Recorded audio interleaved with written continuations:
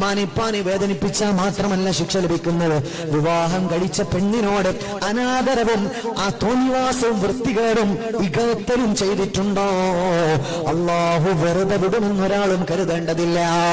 ചെയ്തു പോയിട്ടുണ്ടെങ്കിൽ ഇന്ന് കാല് പിടിച്ച് ചോദ ചെയ്തോ, അള്ളാഹുവിനോട് മാപ്പ് ചോദിച്ചോ, സ്വന്തം ഭാര്യയോട് എല്ലാം പറഞ്ഞിട്ട് ഒന്ന് സോറി പറഞ്ഞോ, ഒരൊന്ന് പൊരുത്തം വാങ്ങിക്കോ. ഭാര്യ എന്ന് പറഞ്ഞാൽ നമുക്ക് തോന്നിയാസം ചെയ്യാനുള്ളതല്ല, നമുക്ക് അലക്കി തരാനുള്ള യന്ത്രം മാത്രമല്ല, നമുക്ക് തോന്നുമ്പോ പ്രസവിച്ചിട്ട് തരാനുള്ള, നമുക്ക് ചവിട്ടി മെതിക്കാനുള്ള, എല്ലാവർക്കും ഒന്ന് കൊട്ടാനുള്ള ചെണ്ടയല്ല. അത് വേറൊരു വാപ്പയുടെ ഉമ്മയുടെ മോളാണ്. ഇടങ്ങേറാക്കിയ കുടുങ്ങും വാപ്പ, വേദനിപ്പിച്ച ചോദിക്കുമല്ല, തമാശയാക്കിയാൽ അല്ലാഹു വെറുതെ വിടൂല. സ്വർണ്ണാഭരണത്തിന്റെ പേര് പറഞ്ഞിട്ട് അത് കുറഞ്ഞു പോയെന്ന് പറയല്ലേ വാപ്പ.